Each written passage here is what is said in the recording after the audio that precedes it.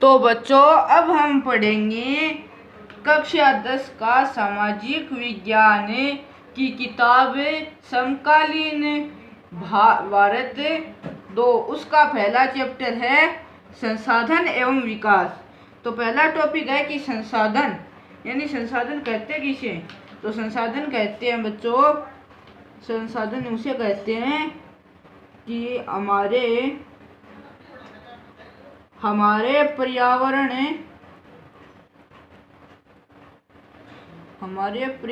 में उपलब्ध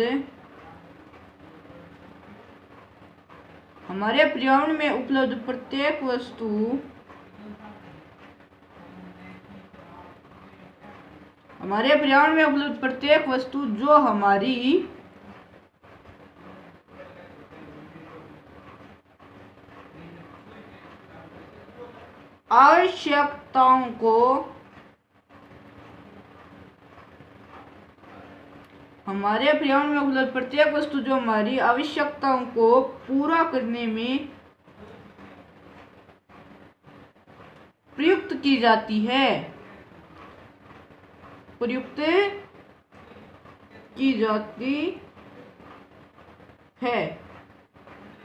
वह जिसको बनाने के लिए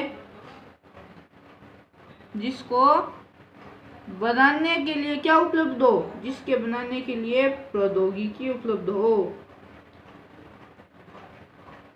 कि जिसको बनाने के लिए प्रौद्योगिकी उपलब्ध है, वह जो आर्थिक रूप से संभव है,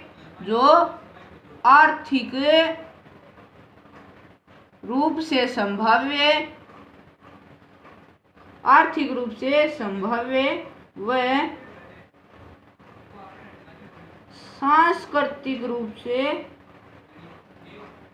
सांस्कृतिक रूप से मान्य है, वह पर्यावरण कहलाता है। वह संसाधन है। वह एक संसाधन है। तो अब हम वापिस से देखेंगे संसाधन क्या है, कि हमारे पर्यावरण में उपलब्ध प्रत्येक वस्तु जो हमारी आवश्यकताओं को पूरा करने में प्रयुक्त की जाती हो, और वह जिसको बनाने के लिए प्रौद्योगिकी उपलब्ध है, और जो आर्थिक रूप से संभव है, वह सांस्कृतिक रूप से मान्य हो, जो जिसको बनाने के लिए प्रौद्योगिकी उपलब्ध है और जो आर्थिक रूप से संभव है और सांस्कृतिक रूप से भी मान्य हुआ क्या है? वह एक संसाधन है बच्चों। तो अब हमारी दूसरी हेडिंग है कि संसाधन का वर्गीकरण।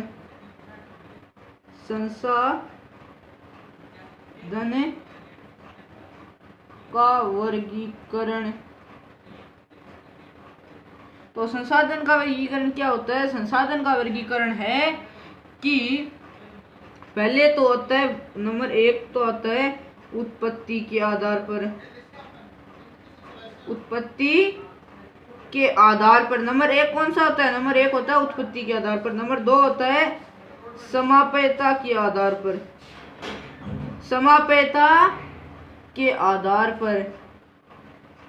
उत्पत्ति के आधार पर व समाप्यता के आधार पर, ये 4 होते हैं। उत्पत्ति के आधार पर कौन से होते हैं? 2 होते हैं, जैव व अजैव। और समाप्यता के आधार पर कौन से होते हैं? समाप्यता के आधार पर होते हैं नवीकरण योग्य व अनवीकरण।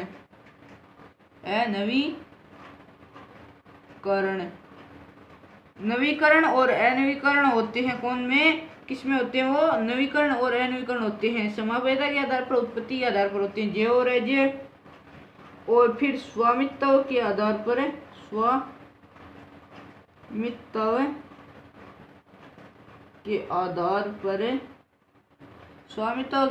कितने प्रकार के होते हैं? स्वामित्व के आधार पर होते हैं 4 प्रकार के। व्यक्तिगत,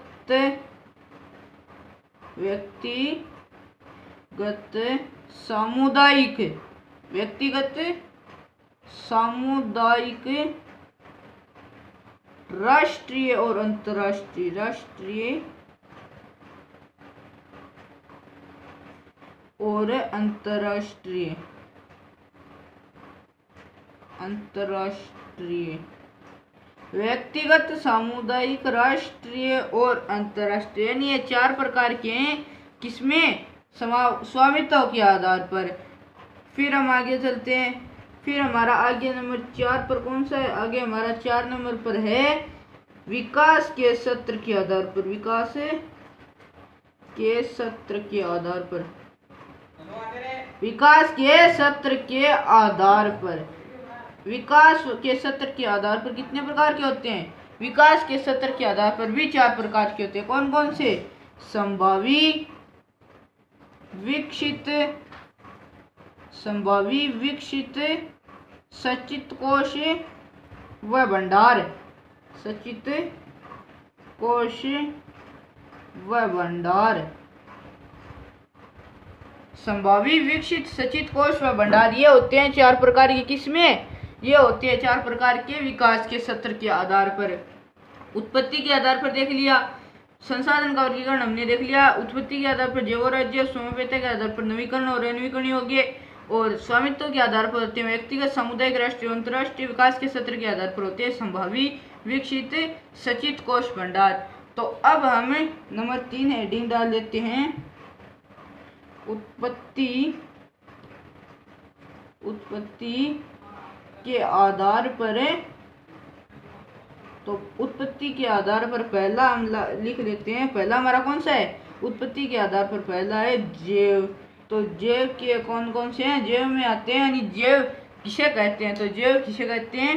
यानी जो हमें ऐसे संसाधन, ऐसे संसाधन, ऐसे संसाधन जो हमें जीवमंडल से प्राप्त होते हैं, जीव मंडल से प्राप्त होते हैं। कहाँ से प्राप्त होते हैं? जीवमंडल से प्राप्त होते हैं। यानी वो संसाधन हमें कहाँ से प्राप्त होते हैं? वो संसाधन हमें जीवमंडल से प्राप्त होते हैं। फिर आगे क्या है कि जो संसाधन हमें जीवमंडल से प्राप्त होता है वह जिसमें जीवन व्याप्त है, वह इसमें जीवन व्याप्त होता है, जीवन, इसमें जीवन व्याप्त होता है। किसमें? ऐसे संसाधन जो हमें जीवमंडल से प्राप्त होते हैं, जिसमें जीवन व्याप्त होता है, उसे हमें जैव संसाधन कहते हैं। उदाहरण मनुष्य, उदाहरण लिखेंगे हम, मनुष्य, प्राणी जात, प्राणी जात, वनस्पति जात, वनस्पति जात, मत्स्य जीवन, पशुधन आदि। तो अगर आप मत्स्य जीवन, पशुधन आदि लिखना चाहते हो लिख लीजिए, वरना इतने भी बहुत है। अब हमें अगले अजैव पर चलते हैं।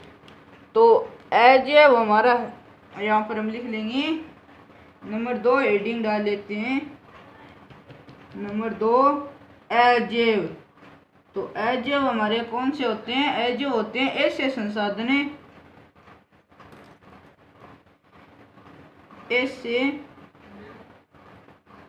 ऐसे संसाधन जो हमें कहाँ से प्राप्त होते हैं? निर्जीव, ऐसे संसाधन जो हमें निर्जीव वस्तुओं से प्राप्त होते हैं, ऐसे संसाधन जो हमें निर्जीव वस्तुओं से प्राप्त होते हैं, वह ऐसे संसाधन जो हमें निर्जीव वस्तुओं से प्राप्त होते हैं वो क्या कहलाते हैं? वो कहलाते हैं अजैव संसाधन। इसमें कौन कौन से आते हैं? चट्टानें, उदाहरण लिखेंगे हम, चट्टानें व धातुएं, चट्टानें एवं धातुएं 2 इसमें आते हैं, और कुछ नहीं आता। चट्टानें और धातुएं 2 आता है किसमें? जैव अजैव संसाधन में। तो अजैव संसाधन भी हमारे यहाँ कंप्लीट होता है। तो अब हम आगे चलते हैं। तो इस पेज में इतनी जगह नहीं है, तो हम अगले, तो अब हम आ गए अगले पेज पर। तो अब हम यहाँ पर हेडिंग डालेंगे नंबर समाप्यता के आधार पर, समाप्यता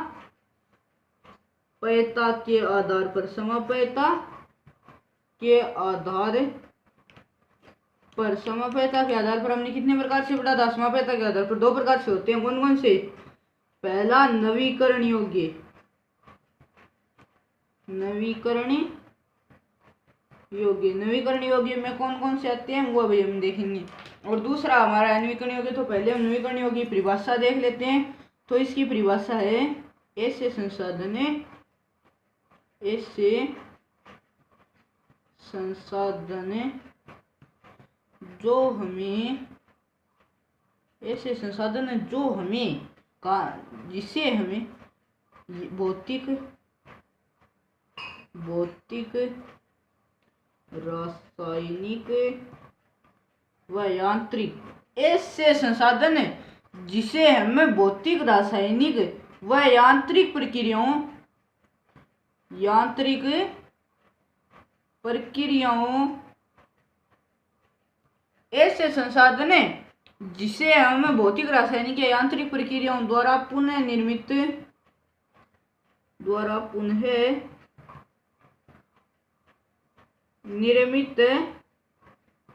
कर सकते हैं। यानी ऐसे संसाधन जिसे हम भौतिक, रासायनिक या यांत्रिक प्रक्रियाओं द्वारा पुनः निर्मित कर सकते हैं, यानी ये काम भी नहीं जाने वाले। तो हम क्या करेंगे? भौतिक, रासायनिक, यांत्रिक प्रक्रियाएं लगाएंगे और इन्हें वापस से ले आएंगे, तो पुनः निर्मित कर सकते हैं। इन संसाधनों को, ऐसे संसाधनों का क्या कहा जाता है? नवीकरण योग्य संसाधन, नवीकरण योग्य कहते हैं। अब वो कौन कौन सी हो सकती हैं? सौर ऊर्जा हो सकती है, सौर ऊर्जा हो गई, पवन ऊर्जा हो गई। तो ये हमारे कुछ मुख्य उदाहरण है। सौर ऊर्जा, पवन ऊर्जा उदाहरण था गए। तो अब हमें अपना अगले के पास चलते हैं। तो अगला है हमारा, अगले की नंबर 2 हेडिंग है हमारी अनवीकरण योग्य, नवीकरण योग्य संसाधन। अनवीकरण योग्य संसाधन कौन से होते हैं? अनवीकरण योग्य संसाधन वो संसाधन होते हैं जिन्हें हमें, जिस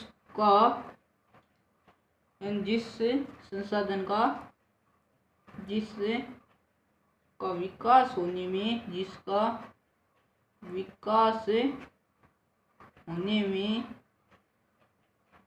एक लंबे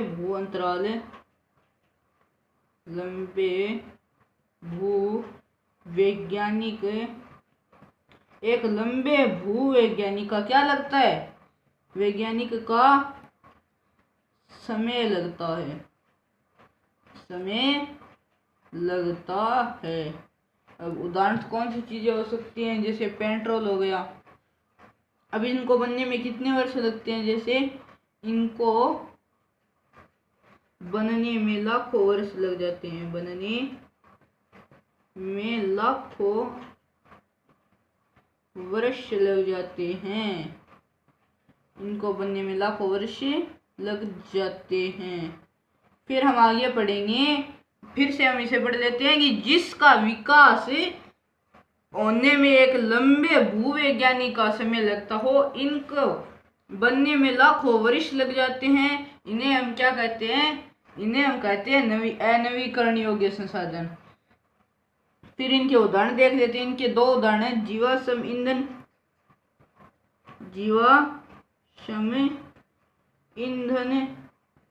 और कौन सा है? जीवाश्म ईंधन है जो कि है अचक्रीय, और जो चक्रीय है वो कौन सा है? धातु है वो है चक्रीय, धातु चक्रीय, और जीवाश्म ईंधन है वो अचक्रीय। यानी चक्रीय, अचक्रीय इंजन को दोबारा यूज नहीं लिया जा सकता, और धातु है उनको दोबारा यूज लिया जा सकता है। तो अब हमें आगे चलते हैं। अब आता है हमारा स्वामित्व के आधार पर। किसके आधार पर?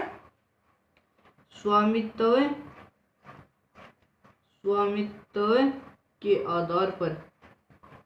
तो स्वामित्व के आधार पर हमारे कितने प्रकार के होते हैं? स्वामित्व के आधार पर होते हैं ये 4 प्रकार के। नंबर पहला व्यक्तिगत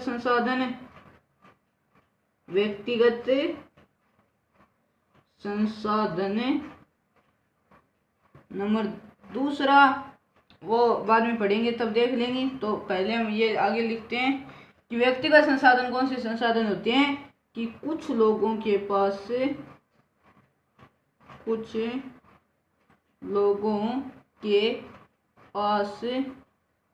अपनी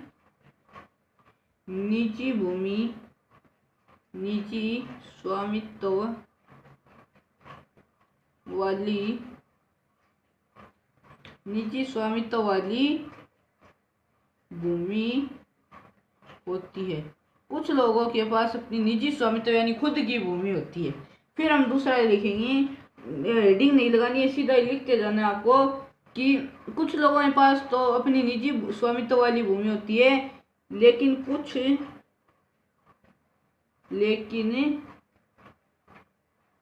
लोगों के पास कौन सी भूमि होती है? कुछ लोगों के पास सरकार द्वारा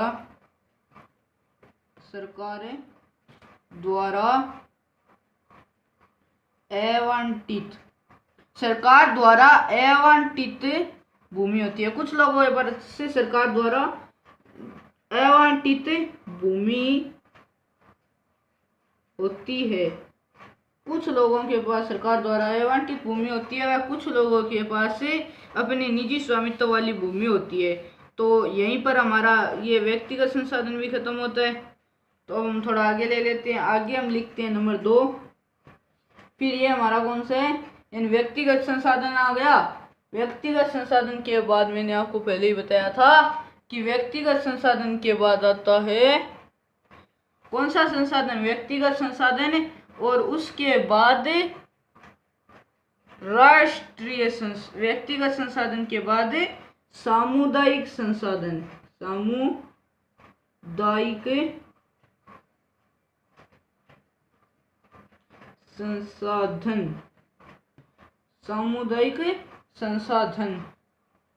सामुदायिक संसाधन हमने कौन कौन से होते हैं? यानी ऐसे संसाधन, कौन से संसाधन?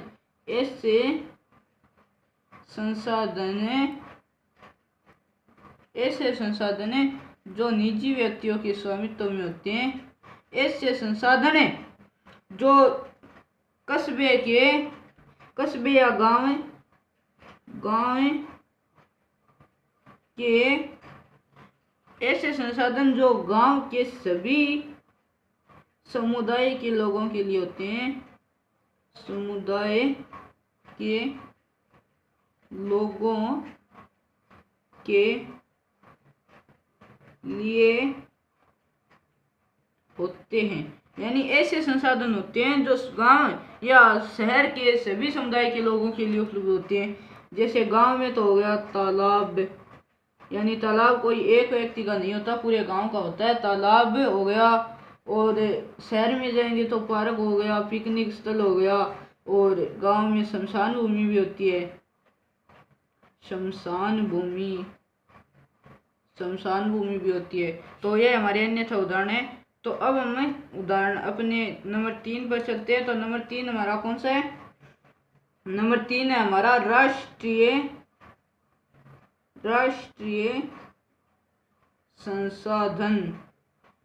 तो राष्ट्रीय संसाधन कौन से संसाधन होते हैं? राष्ट्रीय संसाधन में वो संसाधन आते हैं, राष्ट्रीय संसाधन में वो संसाधन आते हैं यानी देश के सभी संसाधन कौन से संसाधन है? सभी संसाधन राष्ट्रीय हैं। देश के सभी संसाधन राष्ट्रीय हैं। और फिर हम लिखेंगे कि हमारे देश के तकनीकी तौर पर देश के सभी संसाधन हैं वो राष्ट्रीय संसाधन हैं। तो अब हम आगे चलते हैं, आगे लिखेंगे कि समुद्री तट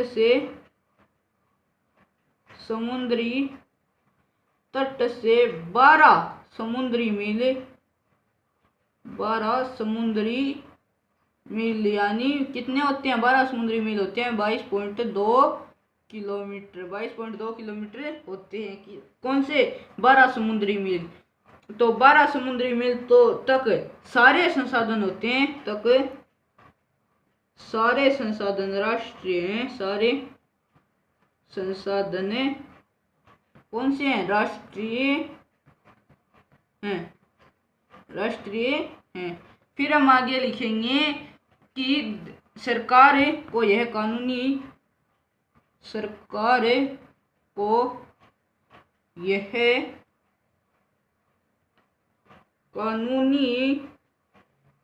अधिकार, यानी सरकार को यह कानूनी अधिकार होता है, क्या सरकार को यह कानूनी अधिकार होता है कि वह व्यक्तिगत संसाधन को निजी व्यक्ति के स्वामित्व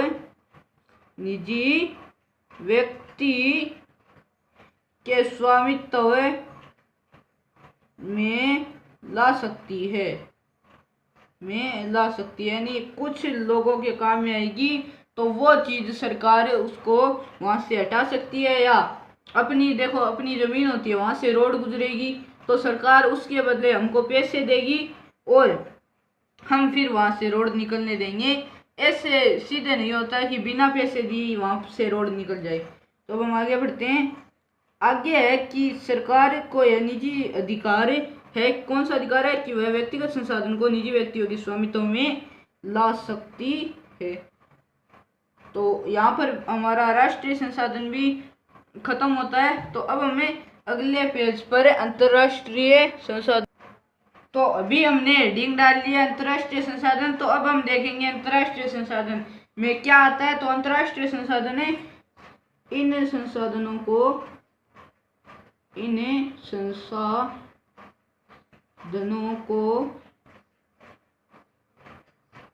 कुछ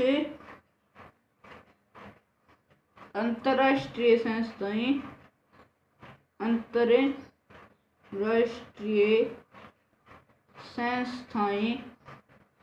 नियंत्रित करती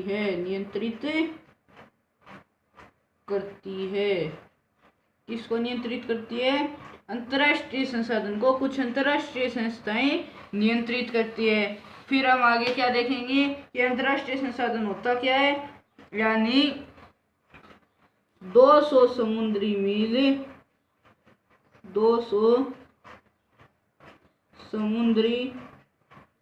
मील क्या होता है? अपवर्जक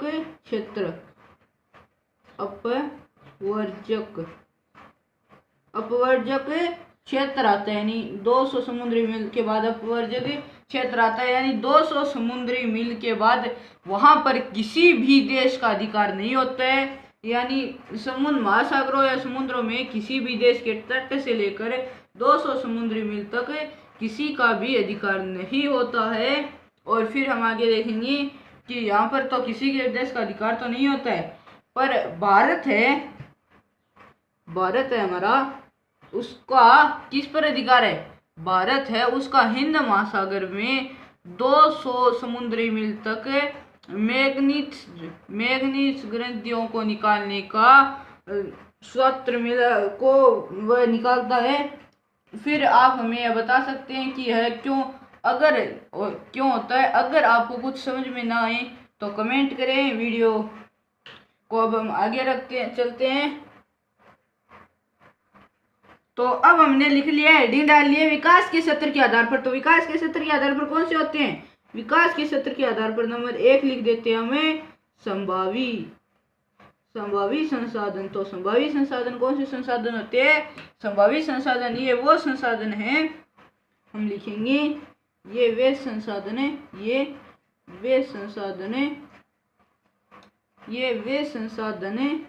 हैं, ये वे संसाधन हैं जिनका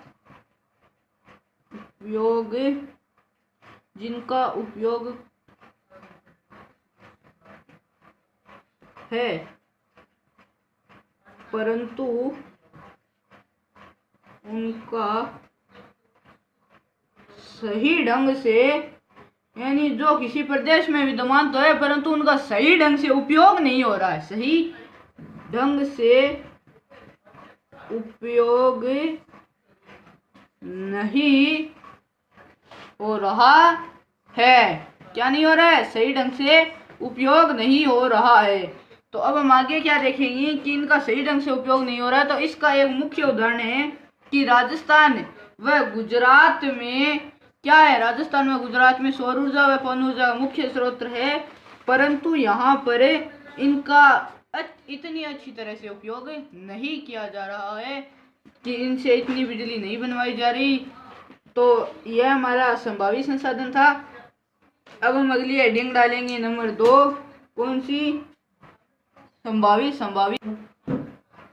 तो अभी हमने संभावी संसाधन पढ़ लिया, तो अभी हमारा अगला संसाधन है विकसित।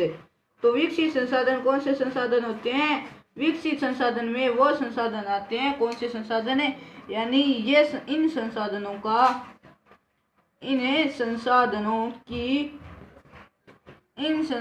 की मात्रा, गुणवत्ता व कितने दिन चलेंगे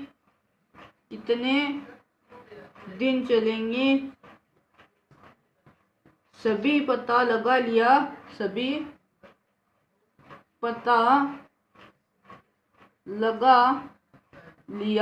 है, यानी उनका सभी पता चल गया है कि यानी उनकी कितनी मात्रा है, गुणवत्ता कितनी, यानी कितने दिनों तक चलेंगे, ये सभी पता चल गया। यानी वो संसाधन होते हैं विकसित संसाधन, यानी इनकी मात्रा, गुणवत्ता व टाइम, यानी कितने समय तक आगे चलते रहेंगे, वो सभी इनका पता लगा लिया गया है। तो फिर हमारे अगले संसाधन कौन सा आता है? अगला हमारा संसाधन आता है नंबर 3। हम हेडिंग डालेंगे किसकी? भंडार। भंडार में क्या चीज होती है? भंडार में होती है कि यानी इसमें चीजों को भंडार किया जाता है, यानी एकत्रित किया जाता है। भंडार का मतलब होता है एकत्रित करना। तो इसमें लिखेंगे हमें कि भंडार एक ऐसा संसाधन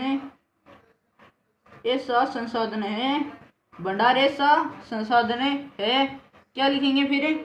अब हम देखते हैं कि H2O बराबर क्या होता है? H2O बराबर होता है जल। तो अब इसमें हाइड्रोजन के अणु होते हैं तो H2, और एक होते हैं ऑक्सीजन के अणु यानी O2। H2 और O2 मिलकर क्या बनाते हैं? H2O यानी जल। अब ये H2 यानी हाइड्रोजन है, ये एक ऊर्जा का मुख्य स्रोत है, यानी हाइड्रोजन है वो क्या है? वो एक ऊर्जा का मुख्य स्रोत है। तो हाइड्रोजन है वो उसका अभी यानी पेट्रोल की तरह, पेट्रोल से गाड़ियां चलती हैं, वैसे अभी हाइड्रोजन पर भी ऐसी खोजें चलेंगी कि हाइड्रोजन से भी कुछ दिनों में गाड़ियां चलने लगेगी, क्योंकि यह भी ऊर्जा का एक मुख्य स्रोत है। तो फिर हम आगे चलते हैं। आगे हमारा है नंबर 4। नंबर 4 पर हमारा कौन सा है? संचित कोश, यानी ये भी भंडार की तरह ही है, यानी इनका भी भंडार ही किया गया है, क्योंकि यह भी इतनी काम में नहीं है। तो अब हम संचित कोश पढ़ लेते हैं। संचित कोश में हमारा है कि ये ऐसे संसाधन है, कैसे संसाधन है, यानी अब आपने देखा होगा कि नदियों द्वारा बिजली निर्मित की जाती है। नदियों द्वारा बिजली निर्मित की जाती है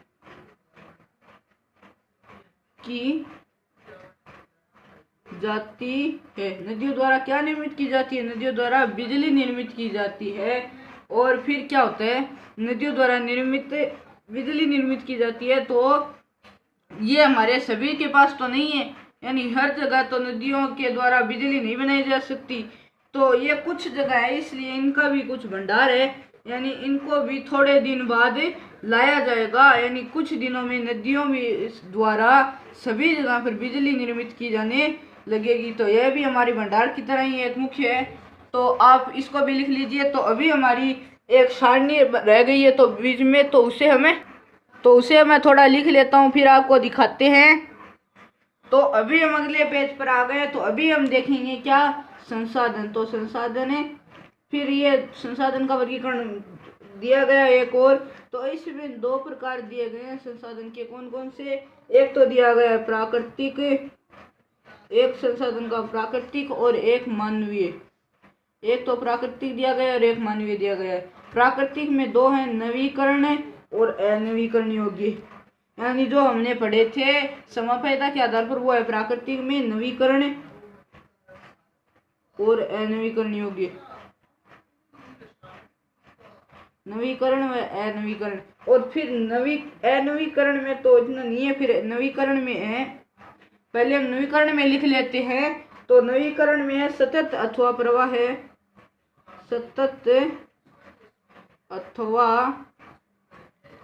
सतत अथवा प्रवाह है। वह जैसे उदाहरण थे,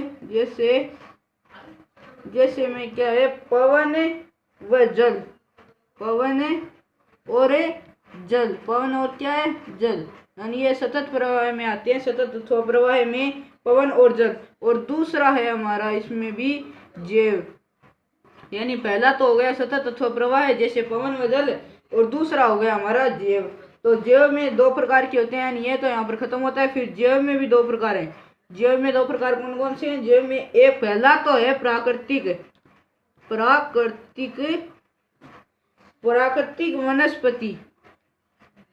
वनस्पति, और दूसरा है वन्य जीव।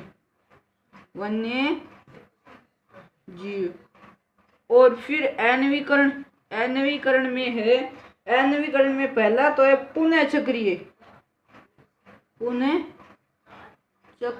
अनवीकरण में भी हमने जो पढ़ा था, यानी अनवीकरण में क्या आता है, पुनः चक्रीय मैंने आपको बताया था। पुनः चक्रीय होती है धातु होती है, वो पुनः चक्रीय होती है। और अचक्रीय कौन सी होती है, अचक्रीय होती है जीवाश्म ईंधन, वो होती है अचक्रीय। तो अब हम मानवीय भी पढ़ लेते हैं। मानवीय में भी थोड़े ही प्रकार हैं। तो मानवीय में पहला प्रकार है कि संरचनाएं एवं संस्थाएं,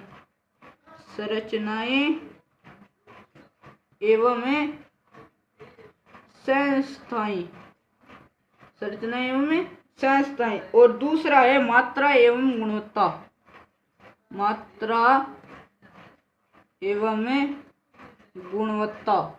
तो यहाँ पर हमारे ये संसाधन और संसाधनों का वर्गीकरण खत्म होता है।